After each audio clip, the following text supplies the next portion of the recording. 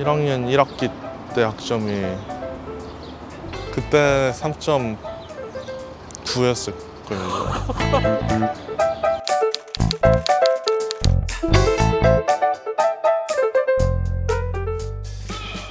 고등학교 수학은 문제풀이에 집중이 되어 있어요. 그러니까 어떻게 잘 푸냐, 어떤 것들을 외워서 어떤 걸 활용해서 푸냐, 응용을 하냐 이건데, 대학교는 좀 더 펀더멘털, 그 기본적인 거에 충실이 되어 있다고 해야 되나?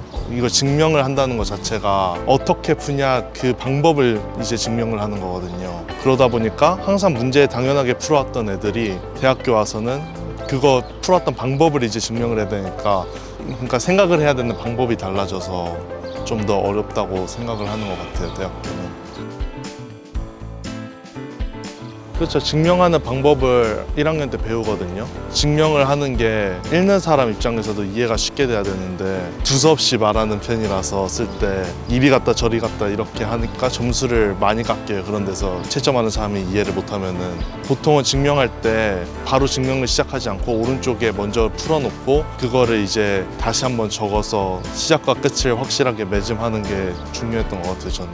증명을 할 때 if and only if라고 해가지고 왼쪽이 사실이면 오른쪽은 사실이다. 근데 오른쪽이 사실이려면 왼쪽이 사실이어야 한다. 이거를 증명을 해야 돼요. 근데 많은 사람들 실수가 한쪽 방향으로만 증명을 하고 끝내는 경우가 있어요. 예를 들어 1 더하기 1이 2라는 거 하면은 정수에 2개를 더했는데 2가 나왔으면 그거는 1이랑 1이어야 된다. 왼쪽 오른쪽을 증명을 해야 되거든요. 증명할 때 함정에 빠지는 경우가 있어요. 증명해야 되는 것을 가지고 와서 이게 증명이 되었다라고 말하는 경우가 있어요. 그런 부분들을 잘 사소한 디테일들을 신경을 써야 돼요.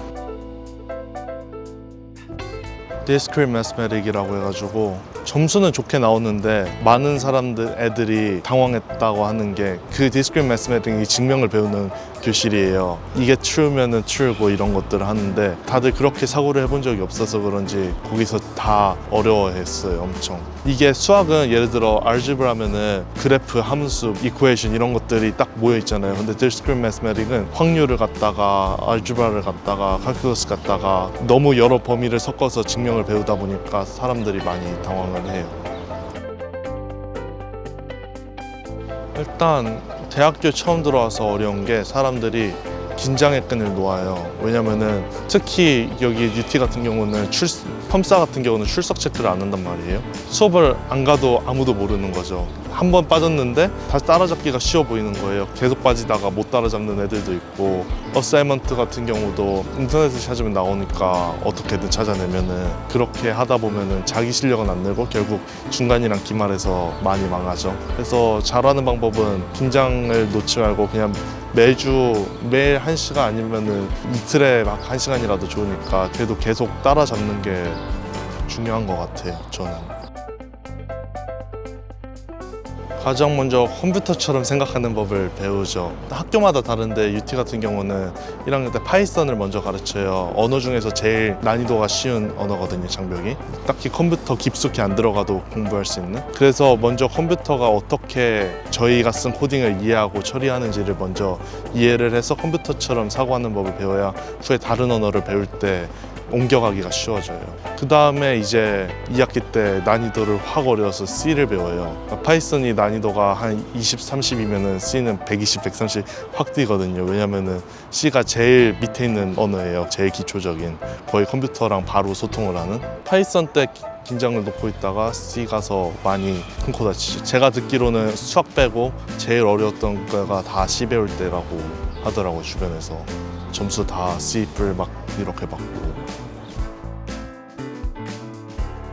일단 컴퓨터적으로 생각하는 거랑, 근데 여기 과목은 컴퓨터 사이언스인 만큼 그냥 코딩을 잘한다고 통과를 시켜주지 않아요. 코딩을 수학적으로 풀어내야 돼요. 이게 왜 이 알고리즘이 작동되는지. 그래서 아무리 컴퓨터적으로 사고를 잘하고 코딩을 잘해도 만약에 수학적으로 살짝 부족하게 되면은 그게 조화를 안 이루면은, 일단 컴퓨터 사이언스 사람들이 많이 오해하는 게 그냥 코딩 배우는 곳이다, 막 프로그래밍 배우는 곳이다 하는데 좀 더 수학에 가까워요, 생각보다. 코딩은 진짜 과목이 적고 코딩하는 과목 CS라고 붙어 있어가지고 컴퓨터 사이언스 과목인 줄 알았는데도 코딩은 하나도 안 하고 종이에 그냥 쓰기만 하는 과목이 더 많아요. 솔직히 코딩 같은 경우는 대학교 안 오고 그냥 코딩하고 싶으면 집에서 배울 수도 있는데 컴퓨터 사이언스는 거기서 더 나아가가지고 좀 더 기초적인 거, 예를 들어 구글 같은 경우 막 뭘 검색하는 알고리즘은 최대한 빨리 검색을 시켜야 될 거 아니에요. 그냥 평범하게 모든 막 몇 쪽에 몇 경기의 데이터가 있을 텐데 그걸 하나하나 검색하면은 사람들 막 몇 시간씩 기다려야 되는데, 그런 알고리즘들을 어떻게 빠르게 찾아낼 것인지 수학적으로 접근을 하고 3D적으로 접근하고 막 이렇게 여러 방면으로 접근을 해야 돼서 그런 것들을 공부하는 곳이다 보니까 아무리 코딩을 잘하고 컴퓨터적으로 사고를 하더라도 수학 쪽에서 부족을 하면은 많이 따라잡지 못하고